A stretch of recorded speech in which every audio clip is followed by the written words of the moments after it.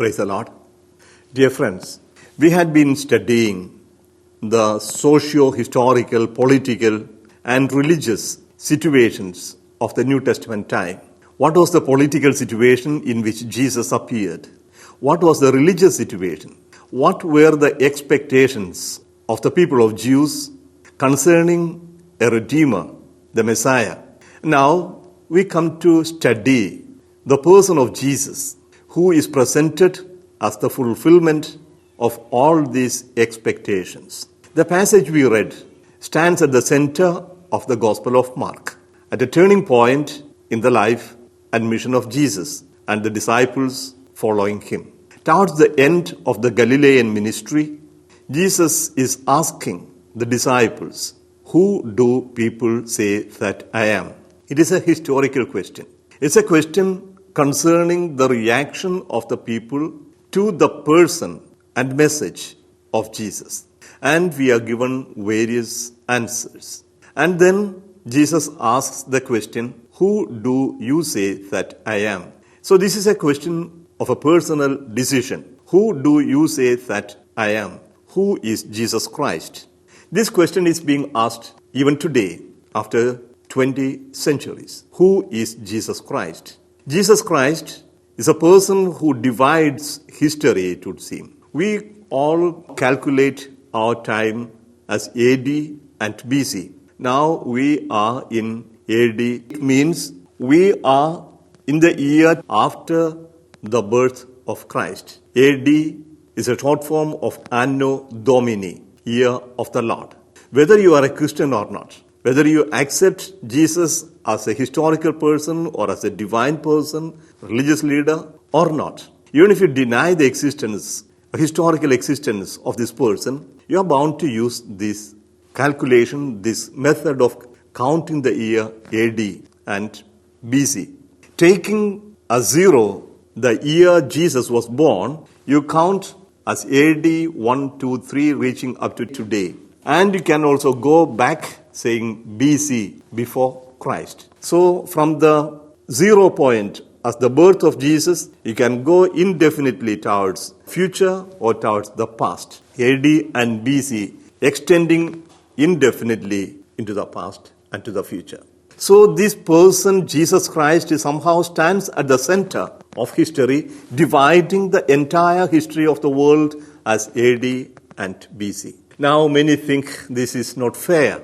Many who do not believe in Jesus as the Son of God, or many who do not give any importance to that person, instead of AD, Anno Domini, they would say common era, CE or Christian era, even as common era. But what is this common era? Where does it start? Why is this? So it somehow points to a particular incident in history that marks the beginning of a new age or new history. So what is after this event and what is before that event? Instead of BC, before Christ, they say before the common era, BCE. Whatever be the name you use, one is bound to accept the fact that the present history is marked by this particular individual. A person who struck the history in such a way that it split in two, one before and one after him. He is a person who influenced the history more than any other human person. There are more than 200 crores, 2 billion people who believe him as the Lord, as the Redeemer, as God incarnate. They call themselves Christians. And more than 1 billion Muslims consider him a great prophet, even greater than Muhammad and Moses, Isa Nabi, Jesus the prophet. And the others, whether they accept or not, even those who do not accept him as a divine incarnation, cannot deny the fact that this particular individual, Jesus, has influenced the history in such a way much more than any other human being. But who is he?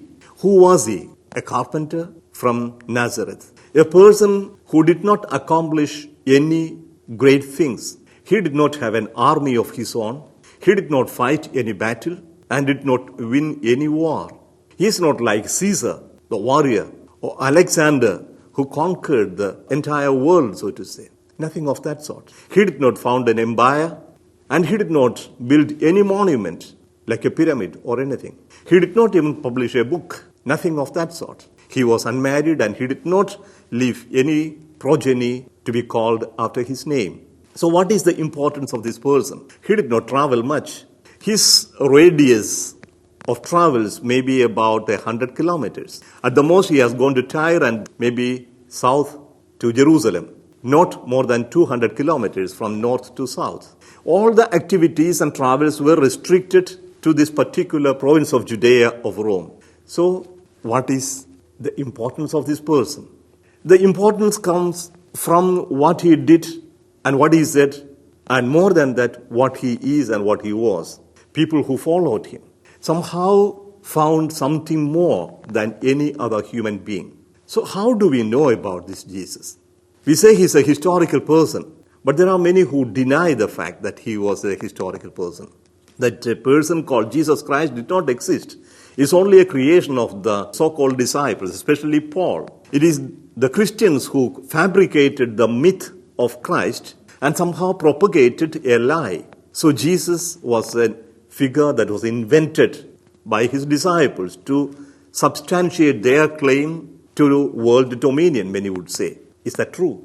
Where do we get documents about Jesus? Of course, there are 27 books we call the New Testament, of which 4 speak explicitly about this person, Jesus Christ, starting from his birth to his death and resurrection. All that we know about Jesus come mostly from these 4 documents. But many would deny that these are historical documents. These are documents of faith, fabricated by the disciples. Is there anything that is not fabricated? Is there anything that is written by non-disciples?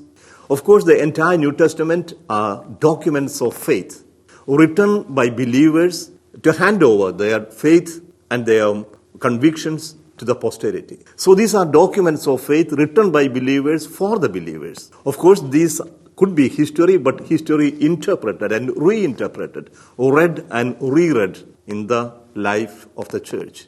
So before we come to these faith documents, the question is, do we have any other secular document that speak about Jesus Christ? And very often it is said there is no document at all, neither among the Jews nor among the Romans. Jesus was a Jew. And if he was a Jew, there should be some document about him in the Jewish literature, they would claim. But there's none. The official documents of the Jewish people, there is nothing about Jesus of Nazareth, Jesus the Christ. It is claimed. On the other hand, it is said Jesus was killed by the Romans. So the Roman documents, is there any Roman document about this particular individual?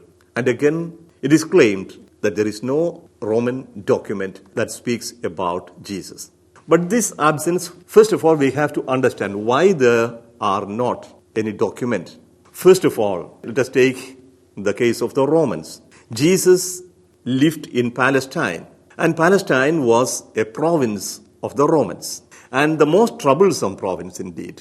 This was a province that was always in rebellion against the Romans.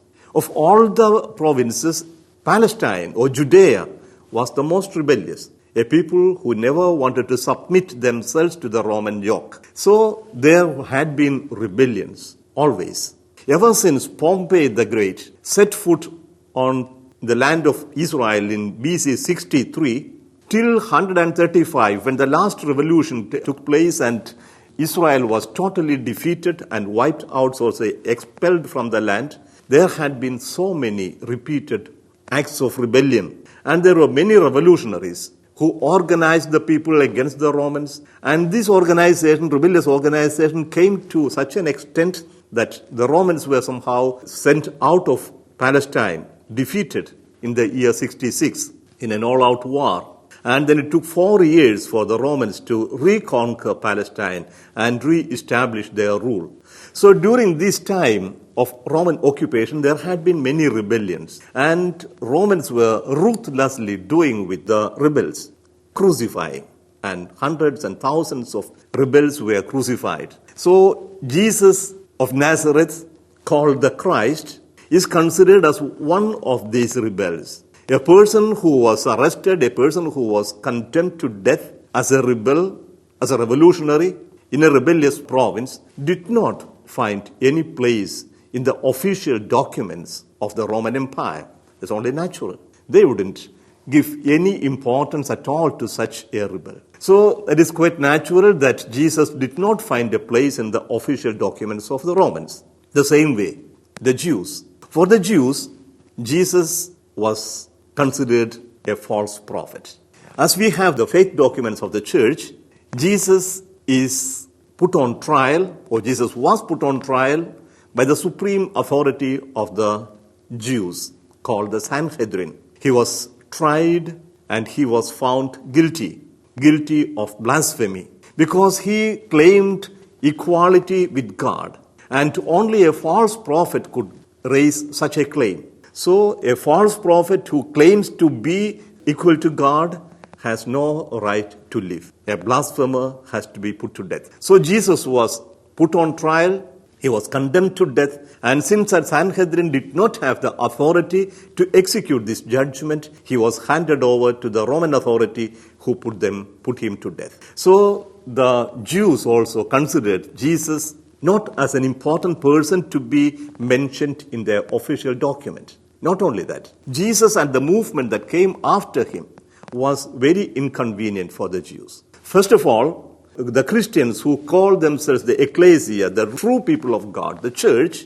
was becoming more and more powerful, and they were spreading all over the world. And they were using the documents, the faith documents of the Jews, the Bible, as their own documents. And they were making use of these biblical passages of prophecies in order to claim, in order to prove that Jesus of Nazareth was the Messiah they expected. And there was a conflict. There was a competition, so to say, between the Christians and the Jews. And in this situation, it's only natural that they wouldn't keep any official document about this particular person. But however, the silence of secular documents about Jesus of Nazareth is not absolute. There are some statements and true secular historical statements about Jesus, both in the Jewish literature and in the Roman literature. I would like to point out one Jewish document about Jesus, the historical Jesus. This comes from the well-known Jewish historian called Josephus Flavius. Josephus Flavius is a Jew who was a leader during the rebellion against the Romans that started in 66.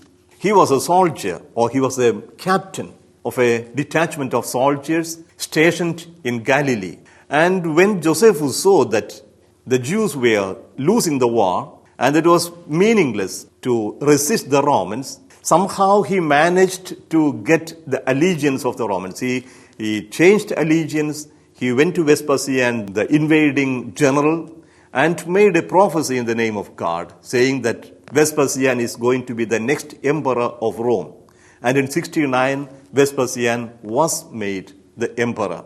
And Vespasian left the siege of Jerusalem to his son Titus and went to Rome. And Josephus, a Jew, went with Vespasian and adopted the name of Vespasian, the family name, and called himself Flavius Josephus, a young soldier. When in AD 70, Jerusalem was destroyed, Jews were defeated and deported. Tens of thousands of Jews were sold out in the slave market of the Roman Empire. The Jews had to give an explanation about their rebellion. Why did they fight the war? Why did they fight the Romans? In order to explain that, Josephus, who lived from 37 to 100 AD, wrote the book called Jewish War in AD 75. We have the collected works of Josephus. In this we have two important books. The first is the Jewish War that covers the period of the Jewish uprisal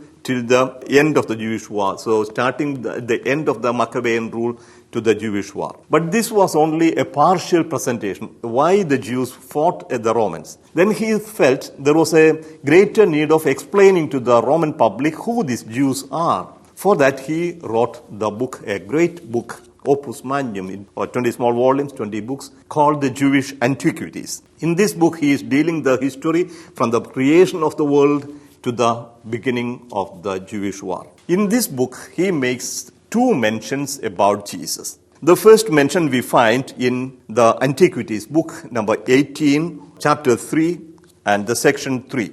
Now, there was about this time Jesus, a wise man, if it be lawful to call him a man, for he was a doer of wonderful works, a teacher of such men as received the truth with pleasure. He drew over to him both many of the Jews and many of the Gentiles. He was the Christ. And when Pilate, at the suggestion of the principal men amongst us, had condemned him to the cross, those that loved him at the first did not forsake him. For he appeared to them alive again the third day, as the divine prophets had foretold these and 10,000 other wonderful things concerning him. The tribe of the Christians, so named from him, are not extinct at this day. So here in this book, he speaks about a Jesus Christ who was killed. This is the context when Pilate was making an aqueduct to bring water to Jerusalem, and that caused a great rebellion. And in this context, he is speaking about Jesus. At another place, that is in book number 20, chapter 9, verse 1, describing the murder of James, the brother of Jesus, at the order of high priest Annas, Josephus tells, Festus was now dead. Festus was the governor. And Albinus, the new governor, was but upon the road. So he assembled the Sanhedrin of the judges and brought before them the brother of Jesus, who was called the Christ, whose name was James, and some others. And when he had formed an accusation against them as breakers of the law, he delivered them to be stoned. Josephus, the historian, is explicitly stating that there was a person called Jesus, and Jesus was Christ, and he was killed by Pilate. And this person is presented as if known to everybody. So if nothing else is acceptable, one thing is sure. Josephus, the Jewish historian, presents Jesus of Nazareth, Jesus as the Christ, as a person who lived in Palestine at this particular period during the reign of Pilate as governor, and this person was killed at the order of Pilate. So much we can take from a Jewish secular source. About the Roman source, we will see tomorrow. Now, to sum up what I had been trying to say, Jesus is a person who divides history. He stands at the center of the present history. Even though he did not found an empire or win any war, he has influenced the greatest number of humanity, or even the entire human history, greater than anybody else. And to know from him, we go to the New Testament, but besides the New Testament, there are some secular sources that speak about a historical person called Jesus of Nazareth.